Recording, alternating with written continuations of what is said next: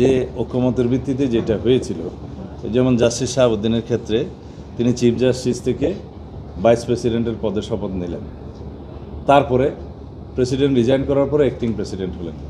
এখানে তো কোনো আইন কানুন করতে হয় না, সেটা ঐকমত্যের ভিত্তিতে হয়েছে। এটা ছিল কনস্টিটিউশনাল বাইরে, পরে সেটাকে কনস্টিটিউশনালিটি দেওয়ার জন্য একটা সংবিধান সংশোধনই করতে হয়েছে, যে ওনাকে আবার ব্যাক করানোর জন্য চিফ জাস্টিস হিসেবে। ঐকমত্যে পৌঁছালে আইন এবং সংশোধনী কোনো বিষয় না। 3 নম্বরে টাই হয় না, 3 নম্বরে কিন্তু ওই 4-এর পরে তৃতীয় সর্বোচ্চ দলের প্রতিনিধি থাকছে।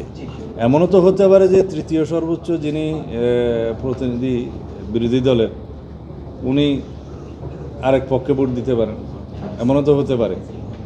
এটা আমরা অপশন ওপেন রাখছি, এখন এখানে আলাপ আলোচনার মধ্যে দিয়ে বেরোব।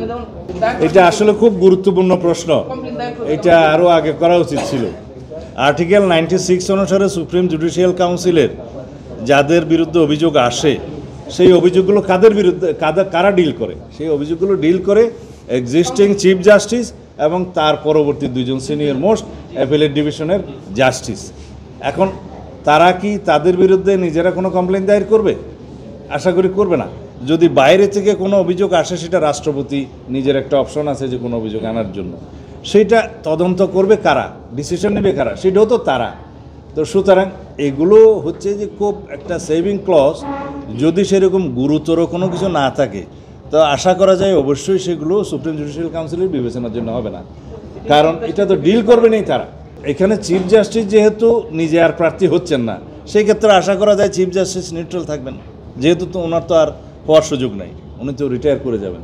তো এগুলা সবগুলো রাখা সেভিং ক্লজ, যাতে ভবিষ্যতে এরকম গুরুতর অভিযোগ যাদের বিরুদ্ধে আসে তারা যেন কনসিডার না হয়, এবং সেটা ডিল করবে তো জুডিশিয়ারি নিজে, ওখানে তো আর কোনো এক্সিকিউটিভের ফাংশন নাই। কালার এক্সপার্ট, জর্জ স্যাপ এবং মাইল্ড অন হ্যান্ডস টেকনোলজি সমৃদ্ধ অরিক্স ক্রিস্টাল ওয়াশ আপনার লন্ড্রি এক্সপার্ট।